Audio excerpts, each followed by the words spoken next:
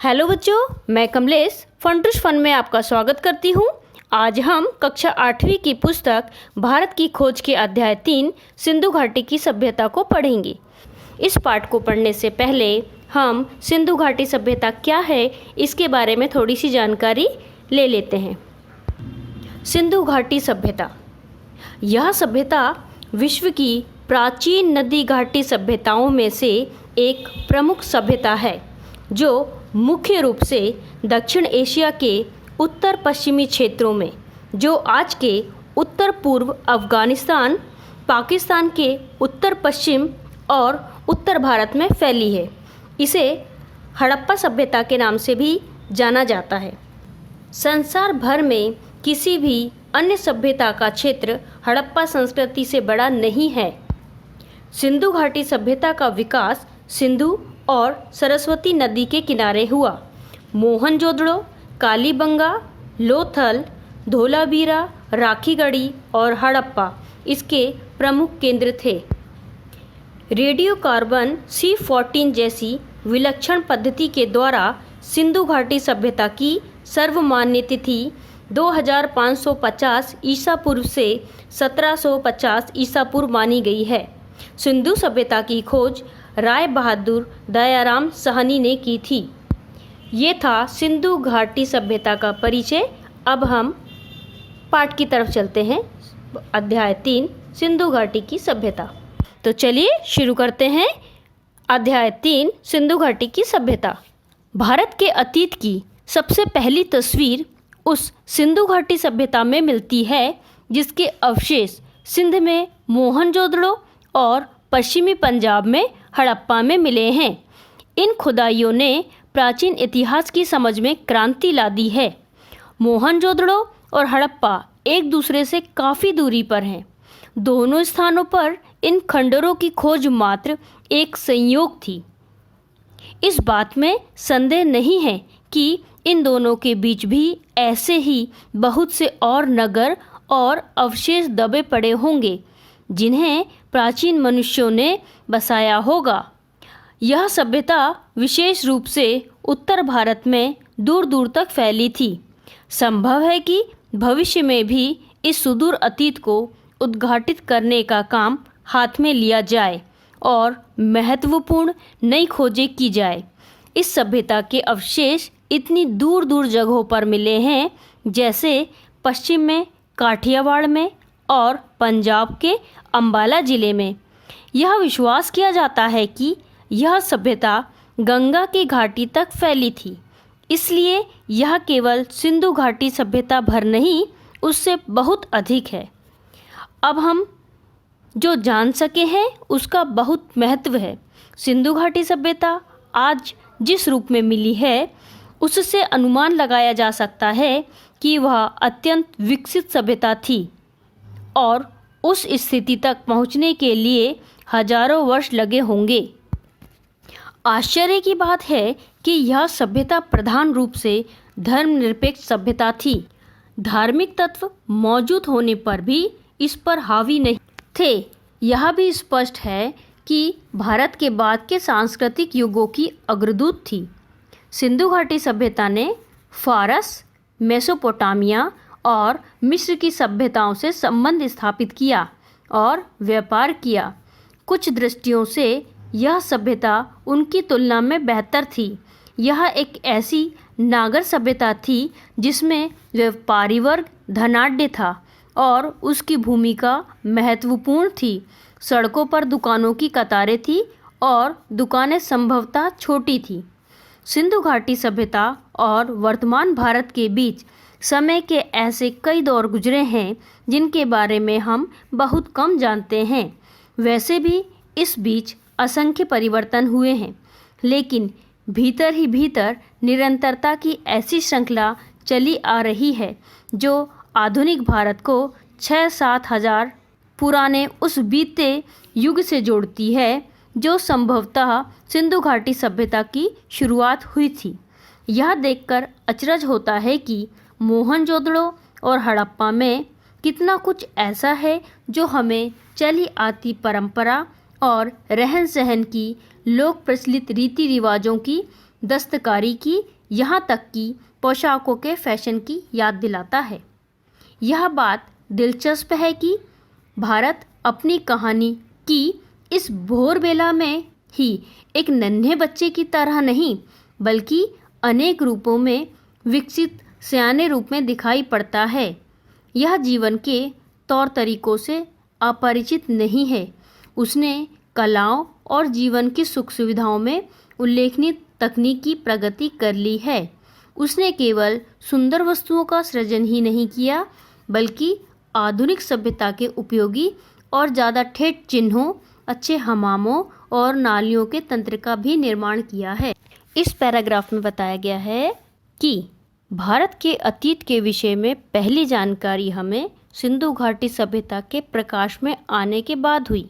Second, अनुमान लगाया जाता है ये सभ्यता काफ़ी विकसित थी। थर्ड, धर्म की उपस्थिति तो थी, पर धर्म और जाति उन पर हावी नहीं थी। फोर्थ, इस सभ्यता में व्यापार काफ़ी उन्नति कर चुका था। वह फारस, मेसोपोटामिया और मिस्र के साथ व्यापार करता था। फिफ्थ, इस सभ्यता के लोग कला और निर्माण के क्षेत्र में निपुण थे। आर्यों का आना। आर्य का अर्थ श्रेष्ठ होता है। आर्य अपने मूल निवास स्थान को सप्त सिंधु प्रदेश कहते थे। दुनिया की सबसे प्राचीन किताब ऋग्वेद में आर्य कौन थे इसका उल्लेख मिलता है। आर्य किसी जाति का नहीं, बल्कि एक विशेष विचारधारा को मानने वाले का समूह था, जिसमें श्वेत यानी सफ़ेद, पित्त यानी पीला, रक्त यानी लाल, श्याम यानी सांवले और आश्वेत यानी काले सभी रंग के लोग शामिल थे। आर्य शांति प्रिय लोग थे। चलिए अब पाठ की तरफ चलते हैं। इसमें क्या बताया गया है। आर्यों का आना। सिंधु घाटी सभ्यता के ये लोग कौन थे और कहाँ से आए थे, इसका हमें अब तक भी पता नहीं है। यह संभावना भी है कि इनकी संस्कृति इसी देश की संस्कृति थी। उसकी जड़ें और शाखाएं दक्षिण भारत में भी मिल सकती हैं। कुछ विद्वानों को इन लोगों और दक्षिण भारत की द्रविड़ जातियों का संस्कृति के बीच अनिवार्य समानता दिखाई पड़ती है। यदि प्राचीन समय में कुछ लोग भारत में आए भी थे, तो यह घटना मोहनजोदड़ो के समय से कई हजार वर्ष पहले घटी होगी। व्यवहारिक दृष्टि से हम उन्हें भारत के ही निवासी मान सकते हैं। सिंधु घाटी की सभ्यता के बारे में कुछ लोगों का कहना है कि उसका अंत अकस्मात किसी ऐसी दुर्घटना से हो गया जिसकी कोई व्याख्या नहीं मिलती। सिंधु नदी अपनी भयंकर बाढ़ों के लिए प्रसिद्ध है, जो नगरों और गांवों को बहा ले जाती है। यह भी संभव है कि मौसम के परिवर्तन से धीरे धीरे जमीन सूखती गई हो और खेतों पर रेगिस्तान छा गया हो। मोहनजोदड़ो के खंडहर अपने आप में इस बात का प्रमाण है कि बालू की तह पर तह जमती गई, जिससे शहर की जमीन की सतह ऊंची उठती गई और नगरवासियों को मजबूर होकर पुरानी नींवों पर ऊंचाई पर मकान बनाने पड़े। खुदाई में निकले कुछ मकान 2 या 3 मंजिल जान पड़ते हैं। वे इस बात का सबूत हैं कि सतह के ऊंचे उठने के कारण समय समय पर उनकी दीवारें भी ऊंची उठाई गई हैं। हम जानते हैं कि सिंध का सूबा पुराने समय में बहुत समृद्ध और उपजाऊ था, पर मध्य युग के बाद वह ज़्यादातर रेगिस्तान रह गया। इसलिए यह मुमकिन है कि मौसमी परिवर्तनों ने उन इलाकों के निवासियों और उनके रहन सहन की पद्धति को प्रभावित किया हो, लेकिन मौसम के परिवर्तनों का प्रभाव दूर दूर तक फैली इस नागर सभ्यता के अपेक्षाकृत छोटे से हिस्से पर पड़ा होगा। हमारे पास इस बात पर विश्वास करने के कारण तो हैं कि यह सभ्यता गंगा घाटी तक या संभवतः उससे भी दूर तक फैली थी, पर इस बात का फैसला करने के लिए हमारे पास पर्याप्त आंकड़े नहीं हैं। वह बालू जिसने इसमें से कुछ प्राचीन शहरों पर छाकर उन्हें ढक लिया था, उसी ने उन्हें सुरक्षित भी रखा, जबकि दूसरे शहर और प्राचीन सभ्यता के प्रमाण धीरे धीरे नष्ट होते रहे और समय के साथ खंड खंड हो गए। सिंधु घाटी सभ्यता और बाद के कालखंडों के बीच निरंतर संबंध के साथ ही इस सिलसिले के टूटने के या इसमें अंतराल के प्रमाण भी मिलते हैं। यह टूटना इस बात का भी सूचक है कि बाद में आने वाली सभ्यता भिन्न प्रकार की थी। बाद में आने वाली इस सभ्यता में शुरू में संभवतः कृषि की बहुतायत थी। गोकी नगर और थोड़ा बहुत शहरी जीवन भी मौजूद था। खेतीहर पक्ष जो जोर शायद उन नवागंतुक ने दिया होगा जो आर्य थे और उत्तर पश्चिमी दिशा से भारत में एक के बाद एक कई बार आए। ऐसा माना जाता है कि आर्यों का प्रवेश सिंधु घाटी युग के लगभग 1000 वर्ष बाद हुआ। यह भी संभव है कि इनमें इतना बड़े समय का अंतर न रहा हो और पश्चिमोत्तर दिशा से भारत में ये कबीले और जातियां समय समय पर आती रही हो और भारत में जज्ब होती रही हो। सबसे पहला बड़ा सांस्कृतिक समन्वय और मेलजोल बाहर से आने वाले आर्यों और उन द्रविड़ जाति के लोगों के बीच हुआ जो संभवतः सिंधु घाटी सभ्यता के प्रतिनिधि थे।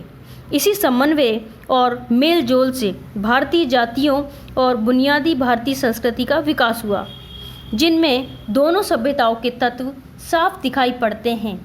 बाद के युगों में बहुत सी जातियां आई, सब ने अपना प्रभाव डाला, फिर यहीं घुल मिलकर रह गए। इस पैरा में हमने देखा सिंधु घाटी सभ्यता का पतन कैसे हुआ होगा। तो सिंधु घाटी सभ्यता या हड़प्पा सभ्यता 1000 वर्ष तक रही होगी। सिंधु सभ्यता के अंत के कारणों के बारे में इतिहासकारों के कई मत हैं, जिनमें प्रमुख मत निम्नलिखित हैं, जैसे जलवायु परिवर्तन, नदियों का जलमार्ग परिवर्तित हो जाना, आर्यों का आक्रमण, बाढ़, भूकंप, सामाजिक ढांचे में बिखराव आदि। प्राचीनतम अभिलेख, धर्म ग्रंथ और पुराण। सिंधु घाटी सभ्यता की खोज से पहले यह समझा जाता था कि हमारे पास भारतीय संस्कृति का सबसे पुराना इतिहास वैद है। वैदिक युग के काल में काल निर्धारण के बारे में बहुत मतभेद रहा है। यूरोपीय विद्वान द्वारा इसका समय बहुत बाद में मानते हैं और भारतीय विद्वान पहले। आजकल अधिकांश विद्वान ऋग्वेद की ऋचाओं का समय ईसा पूर्व 1500 मानते हैं, पर मोहनजोदड़ो की खुदाई के बाद से इन आरंभिक भारतीय धर्म ग्रंथों को और पुराना साबित करने की प्रवृत्ति बढ़ गई है। वस्तुतः यह हमारे पास मनुष्य के दिमाग की प्राचीनतम उपलब्ध रचना है। मैक्स मूलर ने इसे आर्य मानव के द्वारा कहा गया पहला शब्द कहा था।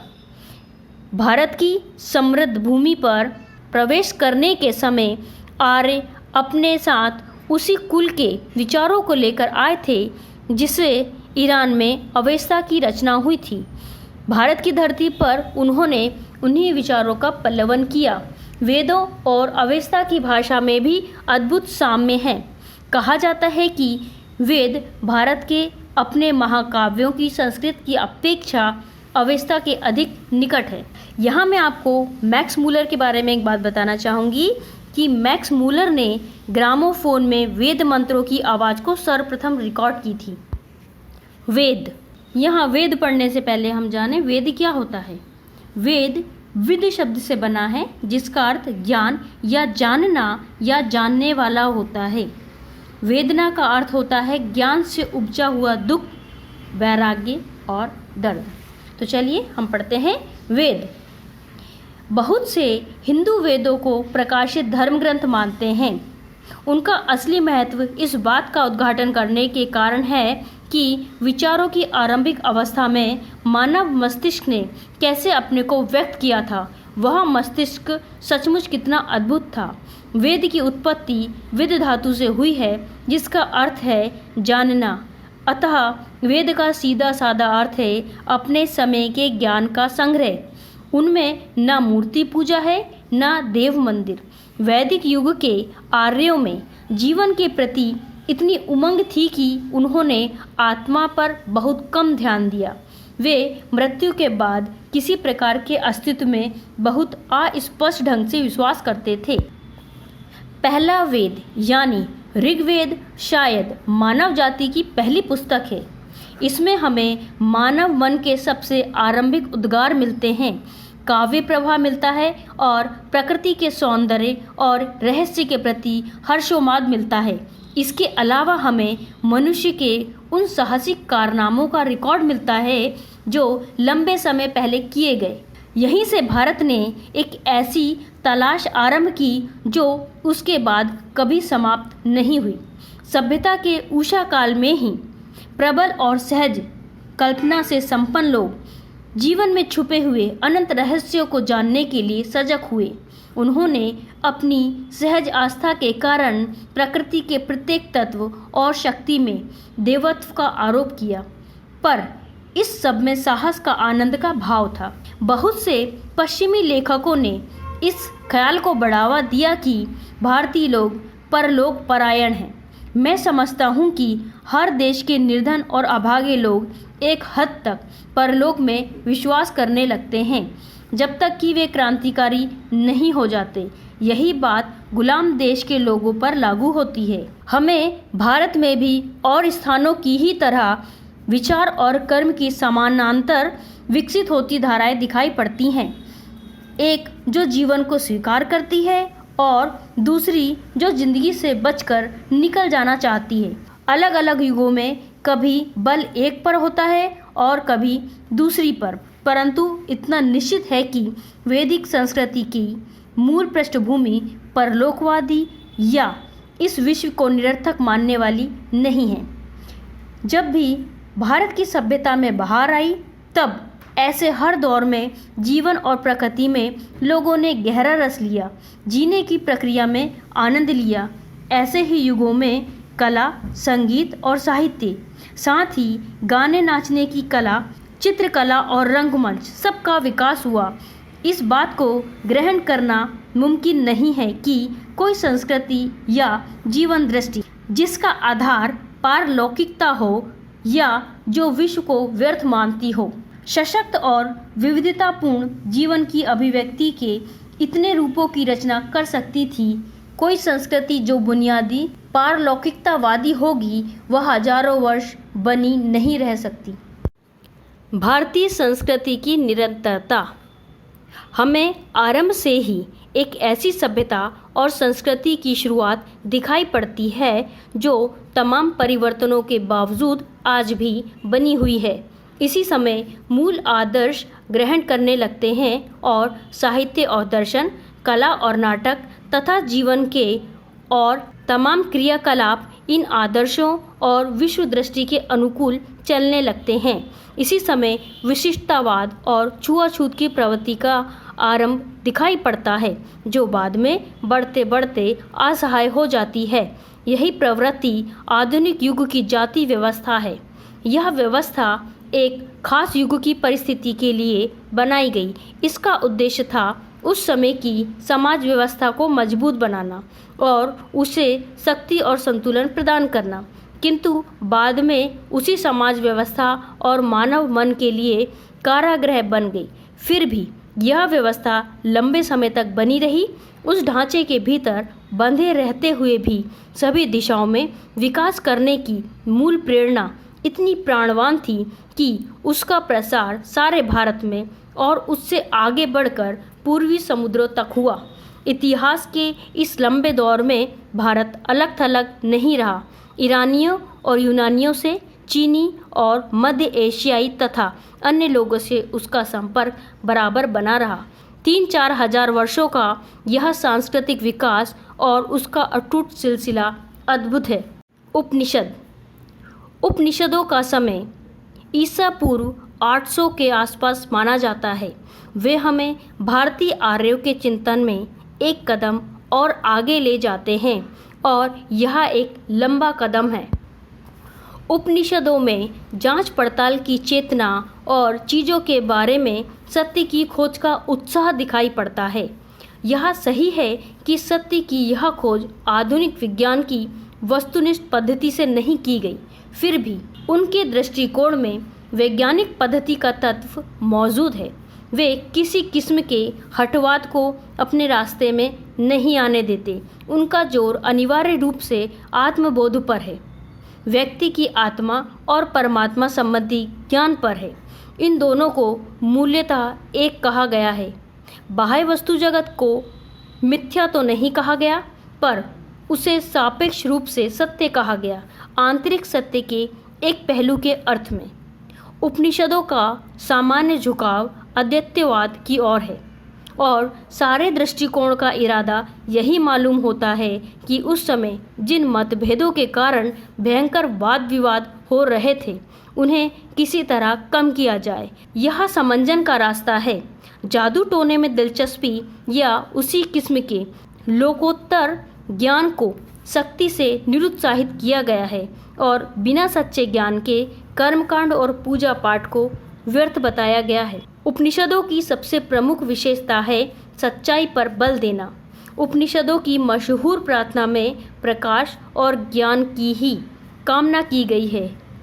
असत्य से मुझे सत्य की ओर ले चल, अंधकार से मुझे प्रकाश की ओर ले चल, मृत्यु से मुझे अमृत की ओर ले चल। बार बार हमें एक बेचैन मन झांकता दिखाई पड़ता है जो निरंतर किसी खोज में, किसी प्रश्न का उत्तर पाने में लगा है। ऐतरेय ब्राह्मण में इस लंबी अनंत अनिवार्य यात्रा के बारे में एक स्रोत में हर श्लोक का अंत इस टेक से होता है, चरेवेति चरेवेति, हे यात्री इसलिए चलते रहो चलते रहो।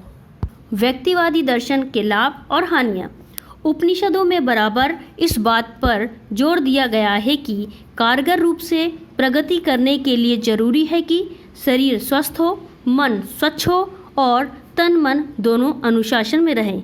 ज्ञानार्जन या और किसी भी तरह की उपलब्धि के लिए संयम, आत्मपीड़न और आत्मत्याग जरूरी है। इस प्रकार की तपस्या का विचार भारतीय चिंतन में सहज रूप से निहित है। गांधी जी के नेतृत्व में जिन आंदोलनों ने भारत को हिला दिया, उनके पीछे जो मनोवृत्ति काम करती रही है, उसकी सही समझ के लिए इस विचार को समझना जरूरी है। भारतीय आर्य अपने से भिन्न और औरों के विश्वासों और जीवन शैलियों के प्रति चरम सहनशीलता के कारण उन झगड़ों को बचाते रहे जो अक्सर समाज को खंड खंड कर देते हैं। उन्होंने एक तरह का संतुलन बनाए रखा। एक व्यापक ढांचे के भीतर रहते हुए भी लोगों को अपनी पसंद की जिंदगी बसर करने की काफ़ी छूट देकर उन्होंने एक प्राचीन और अनुभवी जाति की समझदारी का परिचय दिया है। उनकी ये उपलब्धियां बहुत अनोखी थी, लेकिन उनके इसी व्यक्तिवाद का परिणाम यह हुआ कि उन्होंने मनुष्य के सामाजिक पक्ष पर, समाज के प्रति उनके कर्तव्य पर कम ध्यान दिया। हर व्यक्ति के लिए जीवन बटा और बंधा हुआ था। उसके मन में एक समग्र समाज की ना कोई कल्पना थी, ना उसके प्रति कोई दायित्व बोध था। इस बात का कोई भी प्रयास नहीं किया गया कि वह समाज के साथ एकात्मता महसूस करे। इस विचार का विकास शायद आधुनिक युग में हुआ। किसी प्राचीन समाज में यह नहीं मिलता, इसलिए प्राचीन भारत में इसकी उम्मीद करना गैर मुनासिब होगा। व्यक्तिवाद, अलगाववाद और ऊंच नीच पर आधारित जातिवाद पर भारत में कहीं अधिक बल दिया जाता रहा। बाद में हमारी जनता का दिमाग इस प्रवृत्ति का बंदी बन गया। हमारे पूरे इतिहास में यह बहुत बड़ी कमजोरी रही। यह कहा जाता है कि जाति व्यवस्था में शक्ति के बढ़ने के साथ साथ हमारी बौद्धिक जड़ता बढ़ती गई और जाति की रचनात्मक शक्ति धुंधलाती चली गई। भौतिकवाद। हमारा बहुत बड़ा दुर्भाग्य है कि हमने यूनान में, भारत में और दूसरे भागों में भी विश्व की प्राचीन साहित्य के एक बहुत बड़े हिस्से को खो दिया है। यह शायद इसलिए हुआ कि इन ग्रंथों को आरंभ में ताड़पत्रों पर या भोजपत्रों पर लिखा गया। कागज पर लिखने का चलन बाद में हुआ। बहुत सी प्राचीन भारतीय पुस्तकें अब तक भारत में नहीं मिली, पर चीनी और तिब्बती भाषा में उनके अनुवाद मिल गए हैं। जो पुस्तकें खो गई हैं उनमें भौतिकवाद पर लिखा गया पूरा साहित्य है। जिसकी रचना आरंभिक उपनिषदों के ठीक बाद हुई थी। इस साहित्य का हवाला अब सिर्फ इनकी आलोचनाओं में मिलता है या फिर भौतिकवादी सिद्धांतों के खंडन के विशद प्रयास में। फिर भी इस बात में कोई संदेह नहीं है कि भारत में सदियों तक भौतिकवादी दर्शन का प्रचलन रहा और जनता पर उस समय उसका गहरा प्रभाव रहा। राजनीतिक और आर्थिक संगठन पर ईसा पूर्व 4वीं शताब्दी में रचित कौटिल्य की प्रसिद्ध रचना अर्थशास्त्र में इसका उल्लेख भारत के प्रमुख दार्शनिक सिद्धांत के रूप में किया गया है। भारत में भौतिकवाद के बहुत से साहित्य को पुरोहितों और धर्म के पुराणपंथी स्वरूप में विश्वास करने वाले लोगों ने बाद में नष्ट कर दिया। भौतिकवादियों ने विचार, धर्म और ब्रह्म विज्ञान के अधिकारियों और स्वार्थ से प्रेरित विचारों का विरोध किया। उन्होंने वेदों, पुरोहिताई और परंपरा प्राप्त विश्वासों पर विचार करते हुए यह घोषणा की कि विश्वास को स्वतंत्र होना चाहिए और पहले से मान ली गई बातों या अतीत के प्रमाणों पर निर्भर नहीं रहना चाहिए। उन्होंने हर तरह के जादू टोने और अंधविश्वासों की घोर निंदा की। उनका सामान्य रुख अनेक दृष्टियों से आधुनिक भौतिकवादी दृष्टिकोण जैसा था। वे अपने आप को अतीत की बेड़ियों और बोझ से मुक्त करना चाहते थे, उन तमाम बातों से जो प्रत्यक्ष दिखाई नहीं देती, साथ ही काल्पनिक देवताओं की पूजा से भी। उनके अनुसार वास्तविक अस्तित्व केवल विभिन्न रूपों से वर्तमान पदार्थ का है और इस संसार का ही माना जा सकता है। इसके अलावा ना कोई संसार है, न स्वर्ग, न नरक और ना ही शरीर से अलग कोई आत्मा। मन और बुद्धि और बाकी सब चीज़ों का विकास बुनियादी तत्वों से हुआ है। नैतिक नियम मनुष्य के द्वारा बनाई गई रूढ़ियाँ मात्र हैं। तो यहाँ हमारा अध्याय 3 का प्रथम भाग समाप्त होता है। अगले वीडियो में अध्याय 3 का दूसरा भाग पढ़ेंगे। उम्मीद है वीडियो आपको पसंद आया होगा। सब्सक्राइब जरूर करें। धन्यवाद।